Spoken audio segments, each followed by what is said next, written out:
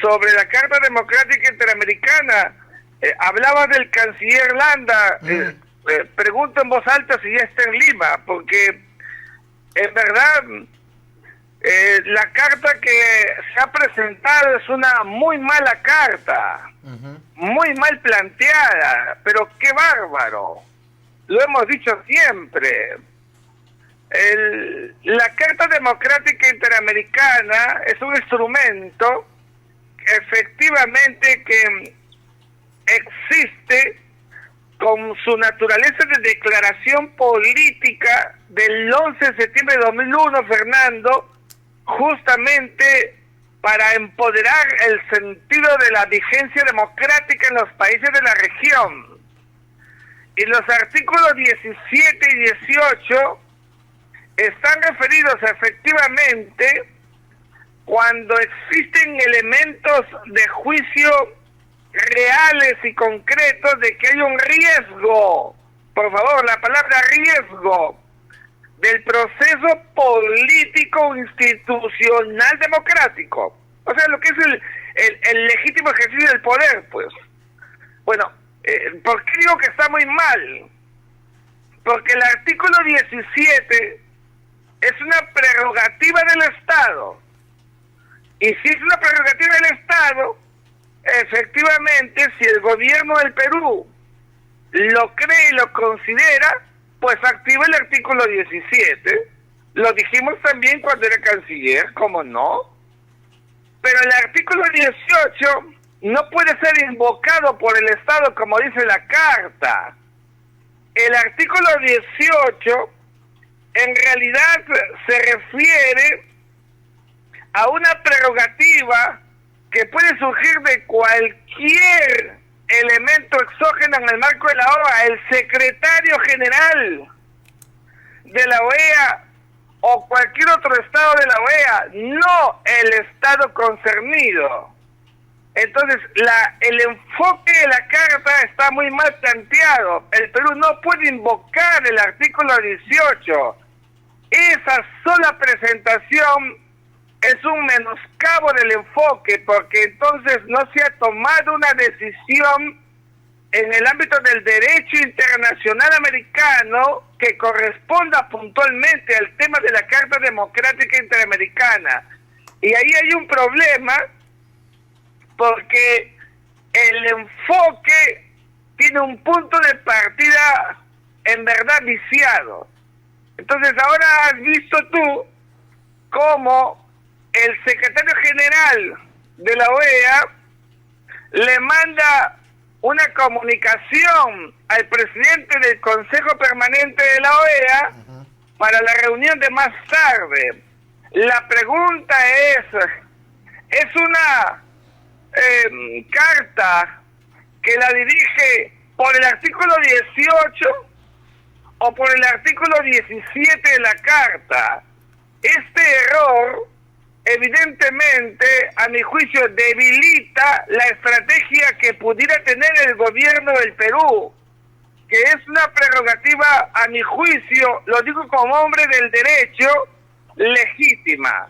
Sin embargo, y aquí quiero ser puntual, el segundo error en la Carta se circunscribe a que hace una mención a una modalidad de golpe de Estado. Por favor, no existen modalidades de golpe de Estado. La doctrina es clarísima.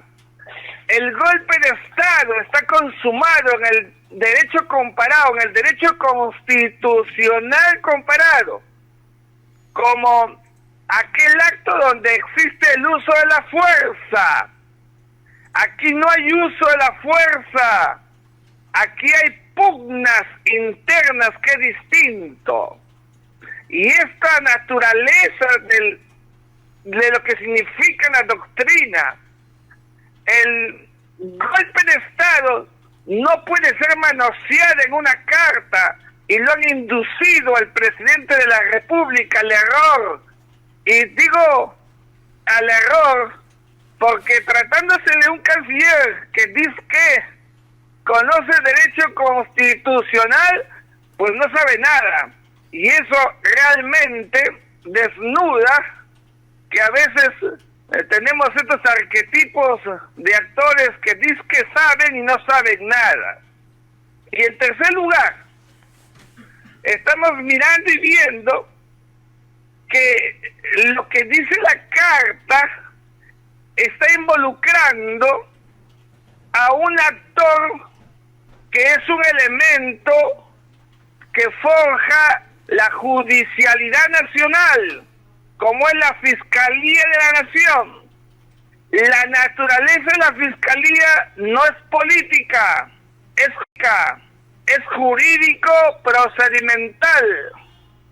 La naturaleza de la activación de la carta es stricto sensu de carácter político, y su naturaleza política es el Congreso de la República, no la Fiscalía de la Nación.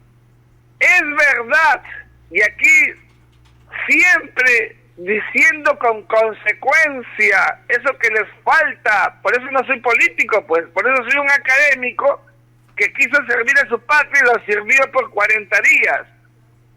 Tenemos que entender que la acción que está prefigurada en la Carta Democrática Interamericana siempre es stricto sensu para cuestiones en el marco político interno de un Estado de carácter, valga la redundancia, político. La Carta Democrática, déjame decirte, no tiene ninguna posibilidad para interferir en los procesos de control y contrapeso que existen en los poderes del Estado. Segundo, la Carta mucho menos puede involucrarse en asuntos de carácter jurídico legal que se puedan incluso presentar procesalmente. Es el caso de la acción del Ministerio de Justicia, de la Fiscalía de la Nación. No puede involucrarse, no puede hacer nada, porque eso es derecho interno. Yo he criticado y seguiré diciendo que las causales para poder imputar responsabilidad a un jefe de Estado son las 4 que ya las conocemos y que no puede haber más. Pero suponer que haya una más no puede significar establecer la cuota de naturaleza política, porque se estaría interrumpiendo el modus operandi procesal. La Fiscalía actúa, llega al Congreso y el Congreso es contra el Congreso en todo caso y no con la Fiscalía, y ahí hay un grave error, porque ni por asomo el Consejo Permanente o luego una convocatoria a una Asamblea General de la OEA puede involucrarse en el derecho interno. Entonces, fíjate, Fernando, que el enfoque de presentación de la carta debió ser circunscrita a la prerrogativa que tiene el Estado en el artículo 17, y por la desesperación se han referido al otro artículo que no le corresponde al Estado peruano. Seamos serios. Y eso debilita cualquier estrategia que pudiera tener el gobierno del presidente Castillo. Dicho esto, ¿qué es lo que más podrían hacer? Porque se vaya a creer que la OEA entonces va a tomar decisiones. No puede hacer sino decidir el envío de una misión, visitas, que se haga al Estado, al país, involucrarse, conversar, etcétera, y elevar un informe. El extremis. ¿Cuál es el extremis? Pues que el Estado peruano, el Perú, sea suspendido de la OEA. Es lo extremis, Fernando. La pregunta es, en este marco en el que estamos saliendo de la pandemia, en el que afrontamos una guerra en Europa del Este, las vulnerabilidades de la polarización interna, Otra vez, como decía Basadre, no estamos pensando en el Estado-Nación. Nos vamos a disparar a los pies los peruanos, porque suspender al Perú de la OEA significará un detrimento para el Ejecutivo, para el Legislativo, para el Poder Judicial, para todos los estamentos. No estamos pensando, entonces, y en consecuencia, no tenemos capacidad los peruanos para sentarnos a conversar. Eso que hice con la presidenta del Congreso, que tuvo a bien recibirme. Eso que hice con la presidenta de la Comisión de Relaciones Exteriores, que tuvo a bien recibirme, conversar para llegar a acuerdos. Eso que no hay en el Perú. Están superponiendo mecanismos cuando el diálogo debería haber sido la regla.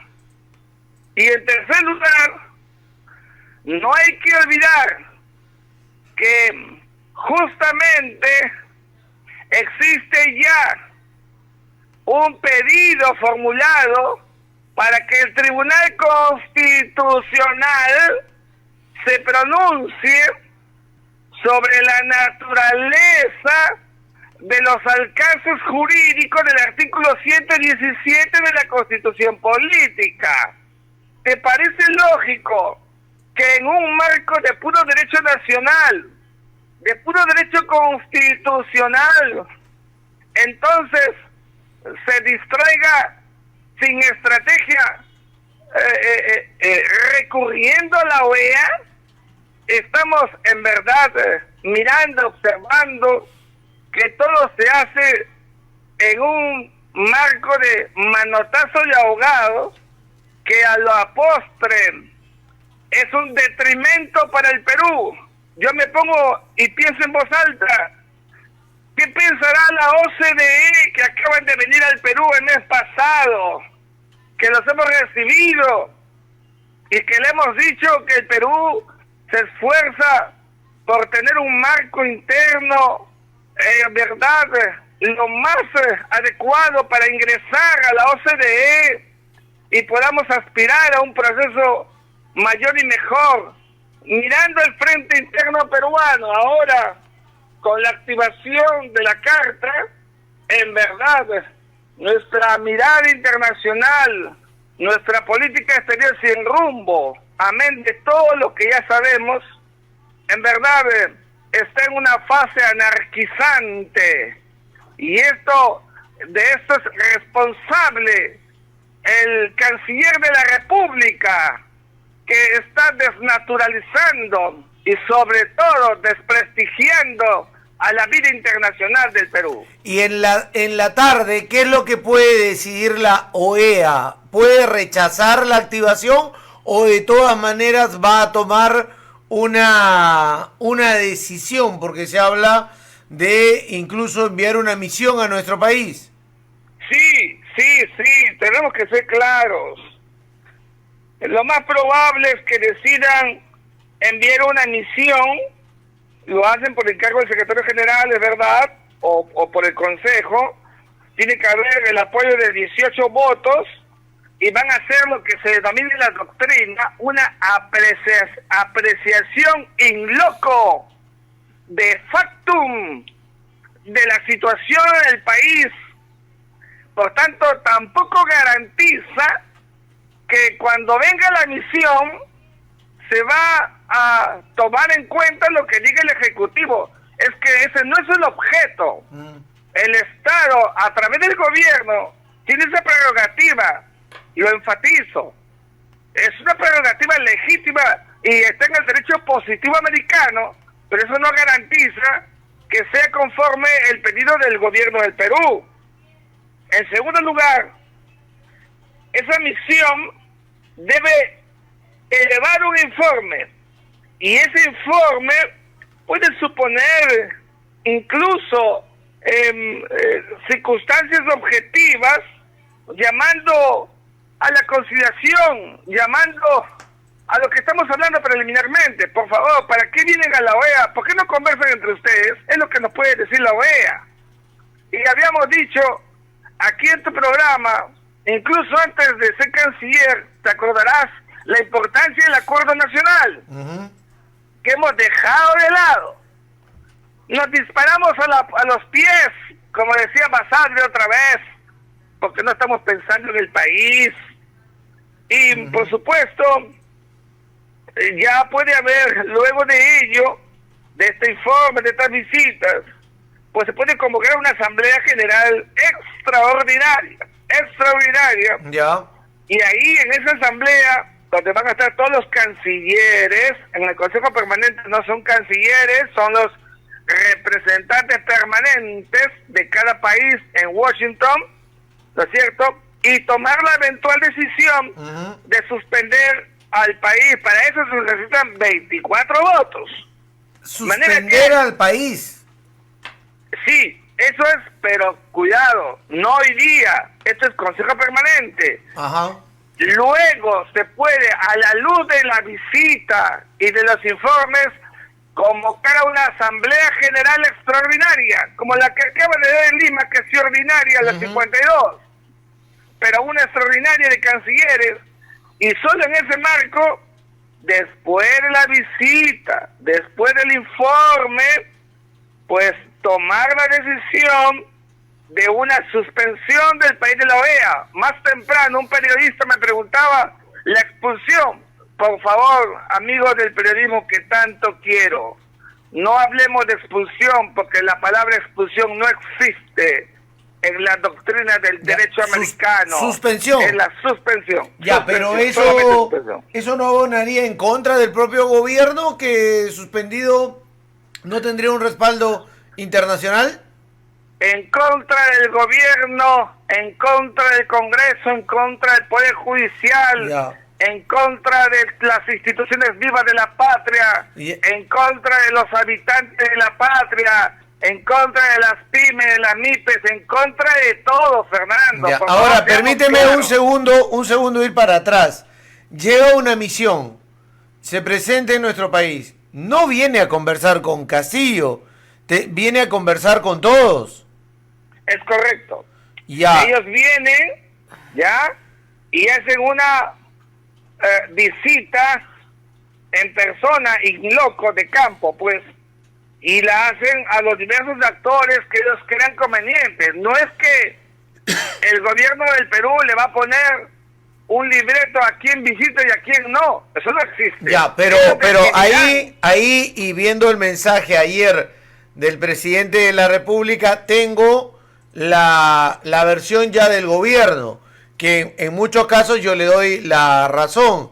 Un grupo de personas políticas acostumbradas a manejar el país que no aceptaron el resultado electoral del proceso llevado adelante, conocidos en nuestro país como fraudistas, y posteriormente impulsando vacancias sin razón desde el inicio del gobierno del presidente. Una prensa acomedida y que hoy llena de titulares en contra del gobierno, y un Congreso que en la medida ha tratado de impedir el trabajo del propio Ejecutivo.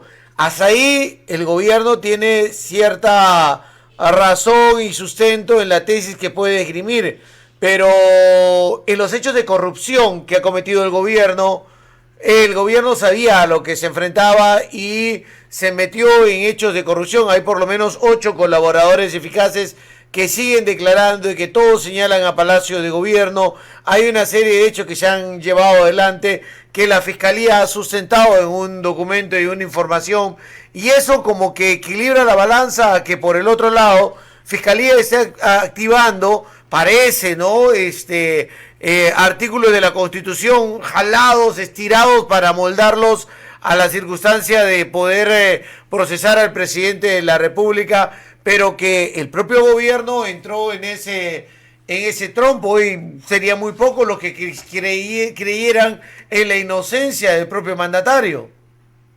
Mira, Fernando, todo lo que tú has dicho yo lo resumo en esto que pasa siempre en el marco político y en la teoría del Estado, que se llama las pugnas, pues, pugnas. Hay pugnas porque todos tienen sus argumentos, y no me corresponde a mí decir si los del gobierno son los buenos, los del Congreso son los buenos, o los malos los del Congreso y los buenos los del... No, pues, aquí lo que tenemos que mirar es que para que la gente nos ve, nos escucha, porque no nos ve, esta vez nos escucha en todo el país, es que la activación de la Carta Democrática, en verdad, lo que está poniendo a la luz es la incapacidad de los peruanos para resolver nuestros problemas por nosotros mismos. Tenemos que decirlo de frente. Ya. Cuando llegamos a la Cancillería, yo mismo, cuando escuché del presidente y me dijo, hay que activar la Carta Democrática, por supuesto, presidente, ahí está, le digo una cosa, está el artículo 17, no el 18.